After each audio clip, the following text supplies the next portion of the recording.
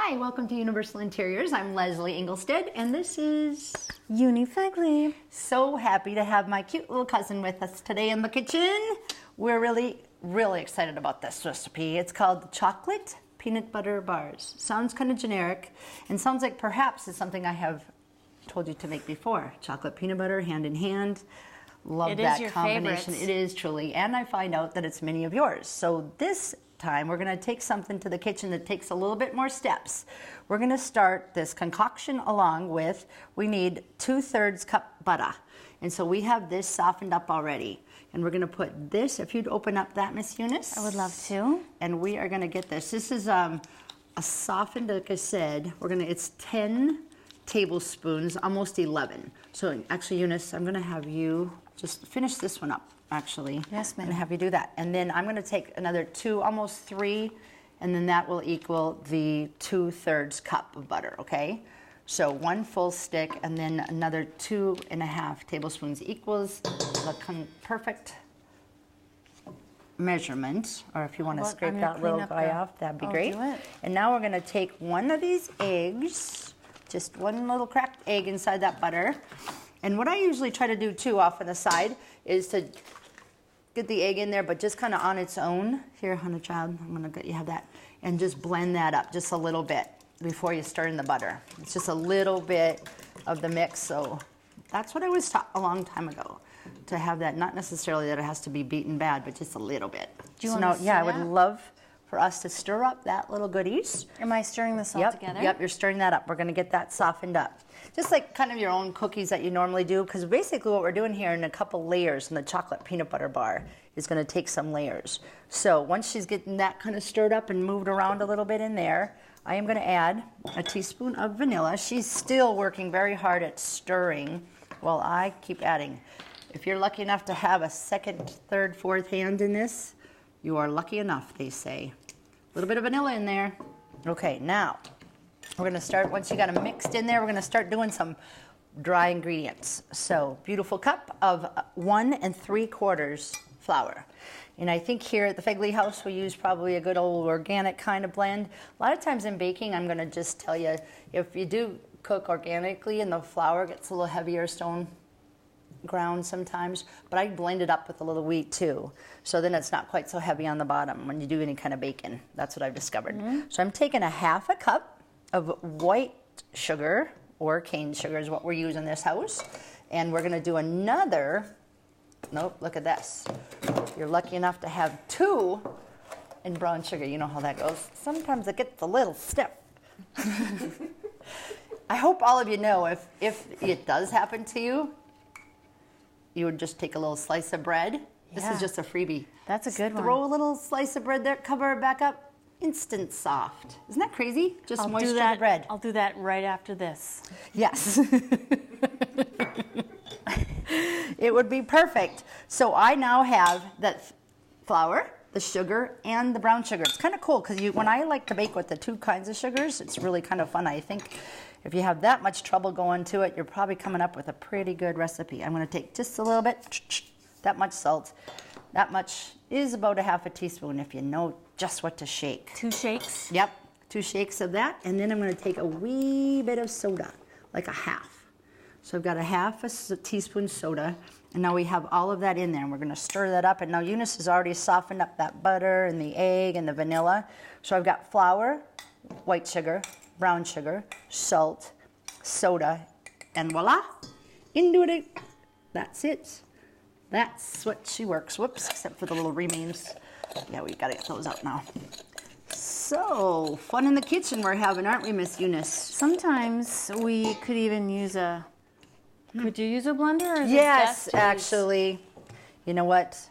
One of those good old speedy, fast. We're just trying to make this. Yeah. You got Maybe this? I'm going to take over in this, and then you'll just do it. Because I bet here in this household, you have one of those wonderful little blenders. I just don't happen to have it in my house, so I do a lot of it just like this.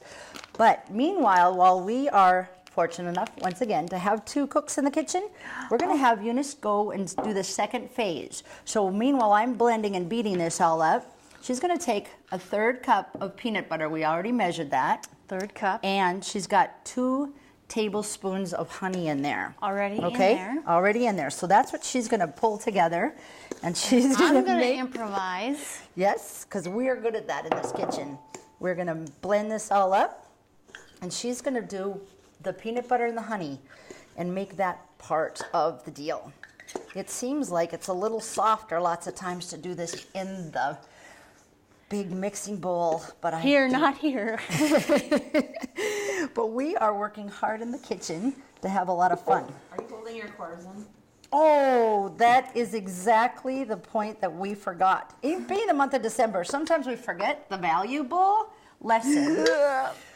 Yep. Oh, I feel much better, don't you, Uni? Well, I'm not gonna lie. It's a little bit of a challenge, but I'm up for the challenge. It is a little tougher when you stir in the dry ingredients and honey and peanut butter. It's not like it wants to mix too Well, easily. there is almost like a natural pull because we are working Yes. so hard with our hands. That is what some of the bakers don't understand, that they can really work this into their daily routine exercises.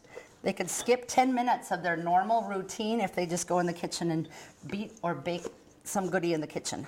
Do you want me That's to part of the add meal. this to your collection? No, here's the fun No. part, you know. We are now taking a spree or a sprayed 9x13.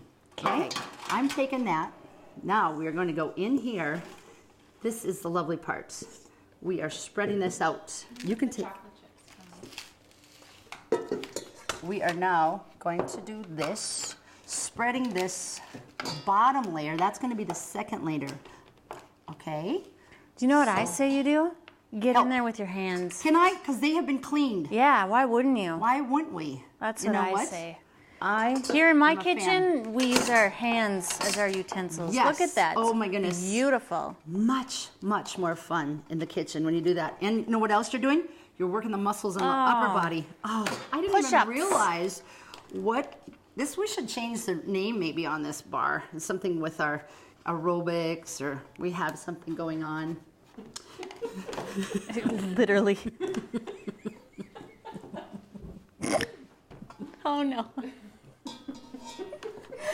When do we start back into the real show time?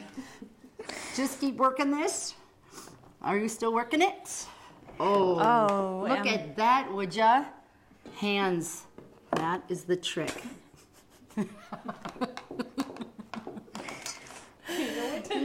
Yay!